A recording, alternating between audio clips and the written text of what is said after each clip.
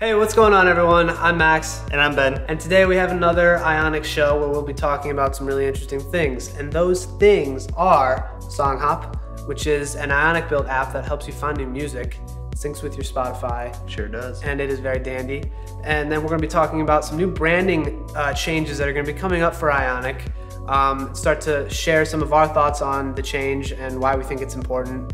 And then lastly, we want to talk a lot about the Ionic IO platform, which we just kind of announced, and talk about kind of the stuff that we're going to be building on top of the open source project, and why we think it's important and why we think you will find it really interesting. So let's just get the darn show started.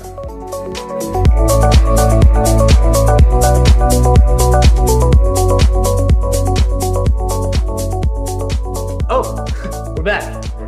All right, so let's talk about Songhop. So Songhop is an Ionic built app, obviously, that just went live in the App Store a couple weeks ago. We wrote a blog post about it, featured it, so maybe you've already heard of it, maybe you're already using it. We use it. If you haven't though, you should download it. The way that it works is it'll sync with your Spotify account. And I mean, you obviously have to create your own account on Songhop, but then it'll suggest new music for you in a really simple way, where it's basically, it uses like the, Tinder. So it uses the Tinder style card swiping demo that we created. All right, I'm done. And no, why don't you show it off? Because it's actually really cool. Actually, can you show it off from here? I don't know if we can capture that on the camera. We might have to fake that later. We're going to cut this right now. And I'm going to be showing it off here. No, but basically, so you swipe back and forth if you like music. If you like it, it adds it to your collection of music, and then you can save it for later. You could add it to your Spotify. Basically, it's a great way to find new music. And I know that you specifically have a thing where you're always looking for new music. Yeah, I'm like perpetually sick of all my music. You're perpetually unsatisfied with your music. So for anyone else who's like Ben, you should definitely try this app out and see if it doesn't help you find some new awesome music. Right, and like the really cool thing about it is like no one would know that this isn't like an amazing native app. It's so well done. They've done a great job. They've done like Tinder style swiping. Everything you could want in your app, like they've done it. And what is this? They like did it's like a inverse popover. They've done some really, really cool stuff. You know, and I'm gonna interrupt Ben here and just keep going, doing my thing.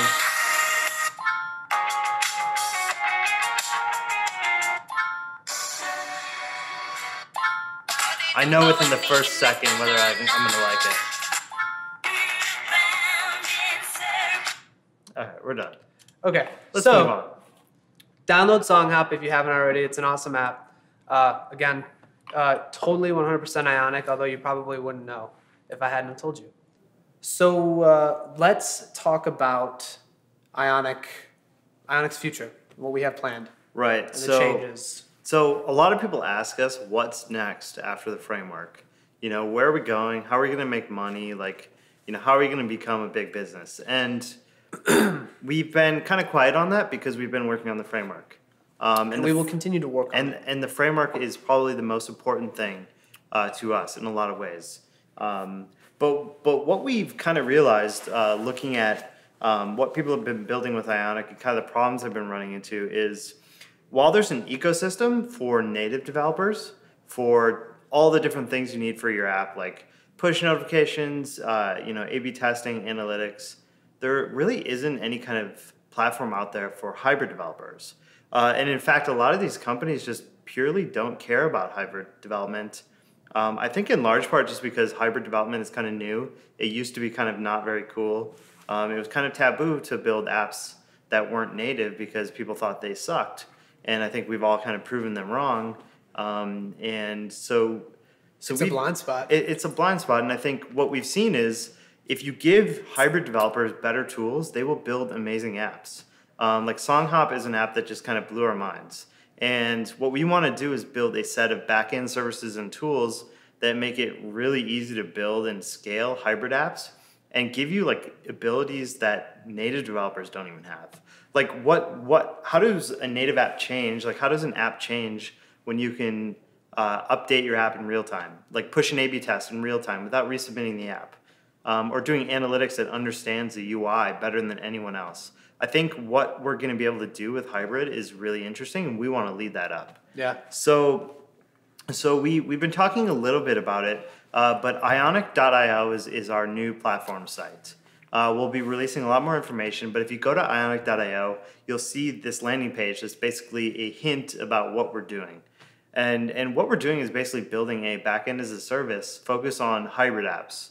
We're not trying to like replace coding, so we're not going to be like a code-based one, like kind of like Parse lets you have like backend code.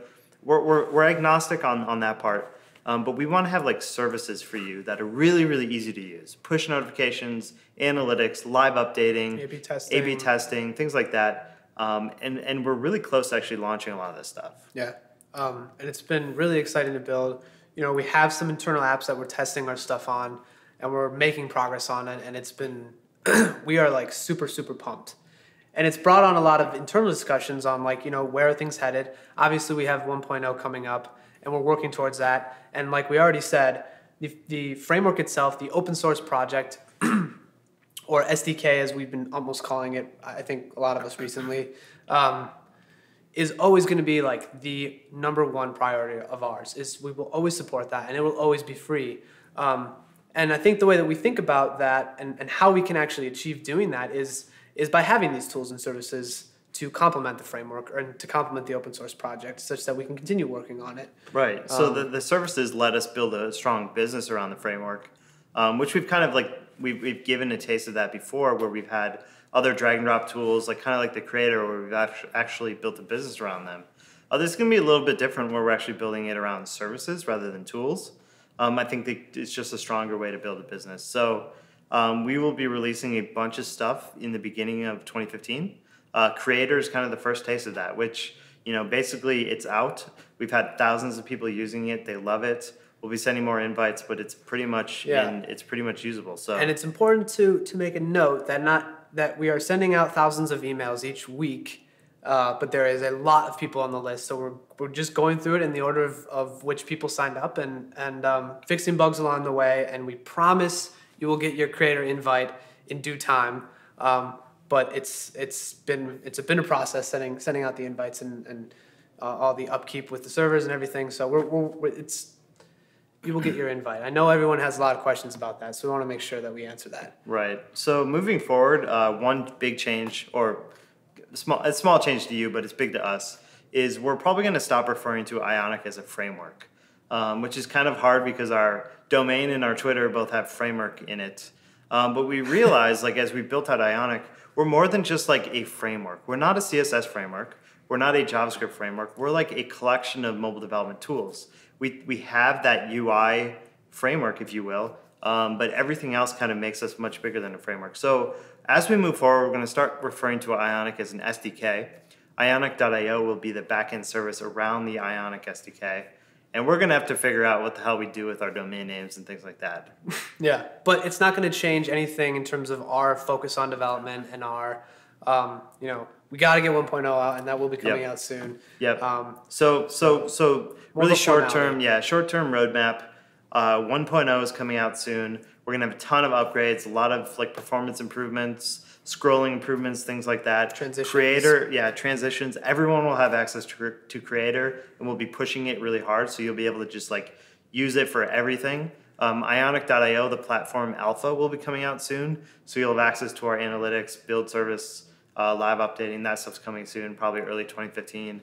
A lot of like small little pieces are starting to come together. It's a really exciting time, and we appreciate all the support. Yeah, definitely, we do.